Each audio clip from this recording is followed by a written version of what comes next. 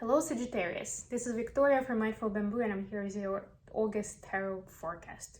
I'm going to be taking a look at what's happening in your love situation, your career and workspace, and what awaits you, what's the advice from the universe on how to best utilize the energies of the months. Welcome to my channel, whether you're new or you're coming back.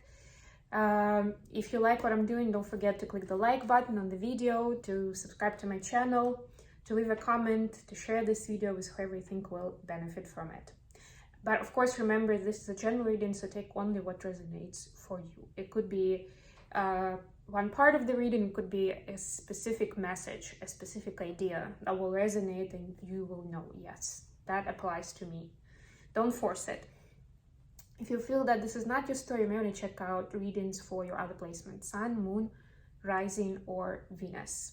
If you don't know what they are, there is a link in the description box where you can put in some information and find out.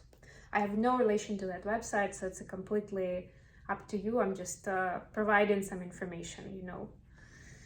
Okay, let's get started. Let's start with an oracle card as usual to see what's the theme, what's the focus of the months, what's important to be aware of. And by the way, at the end, I will also pull some cards with messages from your person to you, whoever you are dealing with.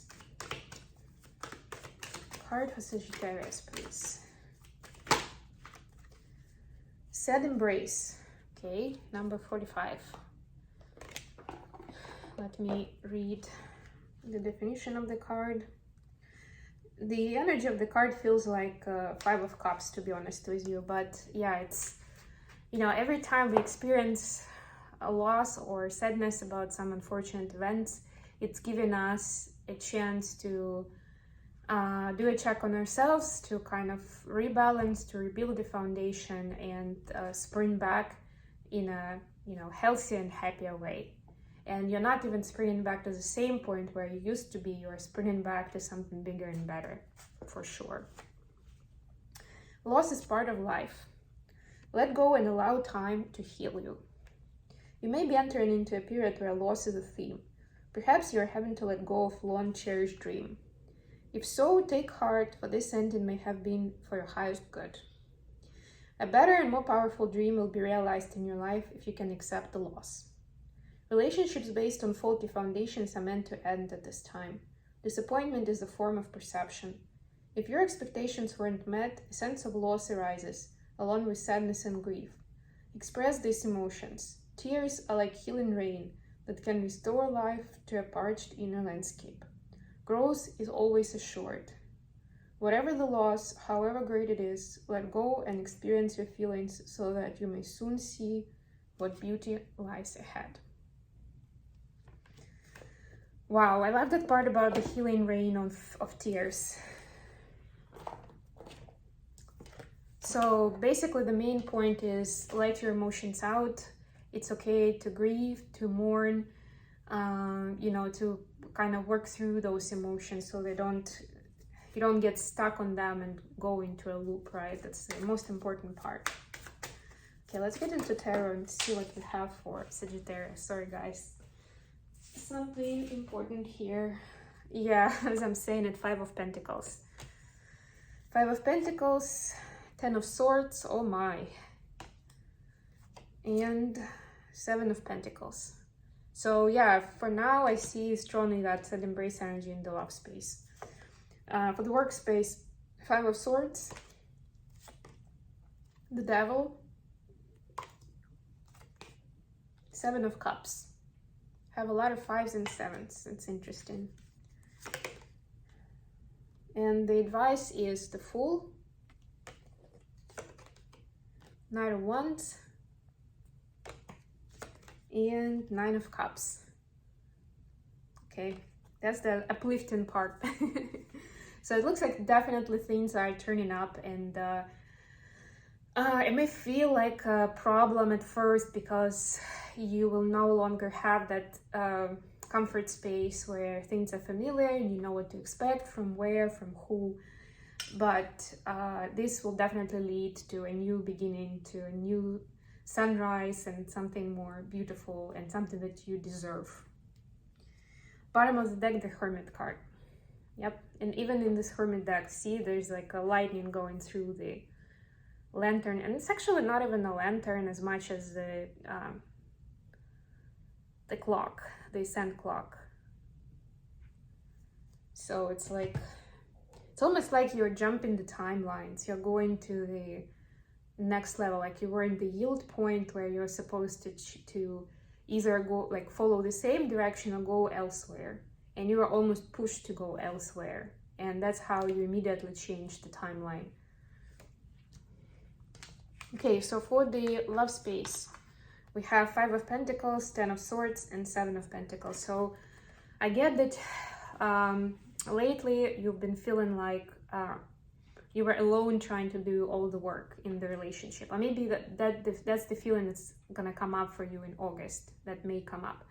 That you were the only one trying, that you were the only one invested in this success, or making compromises in this relationship. And that will be like the last straw that will break the back of the camel. It's like, no, I can't do it anymore. It's just too painful, right? Relationships are supposed to bring joy and happiness, and I haven't had any of those things for the longest time, right? And then we have almost like a breath of fresh air with the 7 of Pentacles, where this situation helps you understand yourself better and what kind of partner and what kind of relationship you are looking for, right? It's important. I always differentiate between having a plan and planning. Not necessarily have a plan, but planning, yes. And having an image of what those traits are. And some of them will be that are important to you in a partner. And some of those will be must-haves, like deal breakers. If they don't have it, goodbye. Some of them will be nice to haves, that you're okay if they don't have it, but be honest about those things. And I'm not talking about brown eyes and, I don't know, being 6'5", right? It's more about the traits of character, the values that they have, right? The more of an energy thing. Although if the looks are very important to you, then of course put it on the list.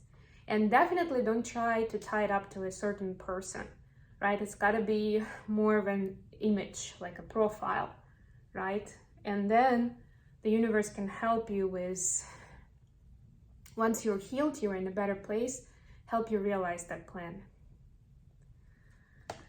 It could be with the same person, but it could be with someone new. But with the same person, I have a feeling that it will work only if you still are in that breaking point where you will have that honest conversation with your partner about it, that things are not working for you anymore. And you have to, kind of take a break and see how you can make it work. Or maybe it's just not worth it altogether, right? If they are not ready to budge, or you don't think that you can keep doing things that they want you to do, then it's best to part ways and to save each other time and effort and nerves, right? In the workspace, we have 5 of Swords, the Devil, and 7 of Cups. Yeah, so there may be a bit of a confusion in this month of who is on your side, who is cheering for you and your success, and who is, trying to get you in trouble or do something behind your back, or they don't really care about you, they only have their own personal interest in mind, right? And there will be some sort of external factor or events that will try to sway you one way or the other. So remember that whatever, it could be a person, of course. Remember, if you're hearing gossip or even advice from someone, take it with a pinch of salt. It could be just them playing your weaknesses, or trying to build up their own profile in your eyes, that why they're saying certain things. So make sure you still do your own research, your own analysis into what's the way to go, and who do you trust, who do you want to put in charge or delegate things or rely on in whatever it is you're doing, right? So it may get a little foggy, or for a moment you may have their own priority or focus of what is important. But don't make hasty decisions if you have to make them, of like, who do I put in leadership for this project, or who has to leave the team because we don't have a budget, so we have to do it, but who is it, right? Take your time on it, sleep on it, to be the most objective that you can be from your standpoint. And actually, with the advice we do have that advice where this is like letting go of the usual patterns of how things are done, of what other people are trying to get you to do. In all of this, it's actually more about the person themselves. Like, it's about you and what you are doing, how you are feeling in the moment, what kind of effort you are putting into it, right? Because that's the main idea of manifestation. And that's why the Sad Embrace card told us that it's supposed to, this sadness and loss is giving you a chance to heal and rise up. And that's what's going to get you in the right energy, right? But then it's important to trust and to be able to work on what you find curious and what you find interesting, what you want to invest into, right? Not what other people are expecting of you.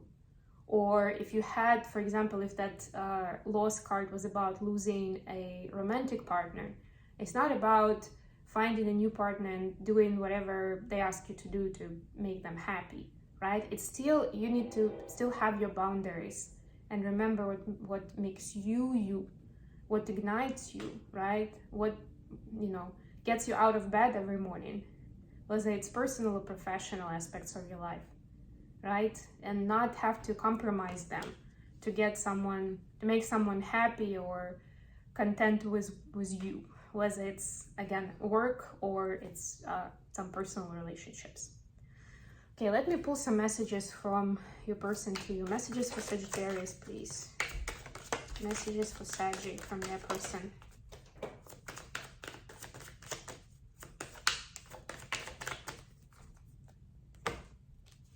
I have so much desire for you.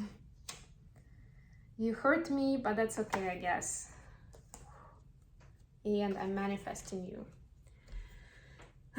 Yeah, so this can play out both ways, actually. That's what I'm getting immediately. This person could be manipulating you, that they do so much for you that, you mean, like, they sacrifice a lot of things. So you've hurt their feelings too when you're trying to tell them that you're hurt, you're sad. They will be like, but you hurt me too. Remember that time and this time, and I'm still here. And I'm still manifesting you, like I'm still trying to make it work. Again, take it with a pinch of salt and look a little bit behind it or further away, right? And the most important part is if the person truly cares about you, they will be willing to find a compromise so that this works for the both of you, right? If they tell you you hurt them, ask for more information so you can understand what happened and objectively how you can behave differently, right? And, at least agree between yourselves that you are going to talk about these things. You're not going to get to the point when you're at the 10 of Swords energy, when, you have a bunch of swords in you and you cannot move anymore because of how exhausted and upset you are. That's not okay, right? Nobody wants that in their relationship. Okay, so it's all about open communication and possibility to heal, to let go and heal. I hope this has been useful for you, Sagittarius. Thank you so much for joining me today, guys. Don't forget to click the like button, and I'll be back with more readings very, very soon. Bye, everyone.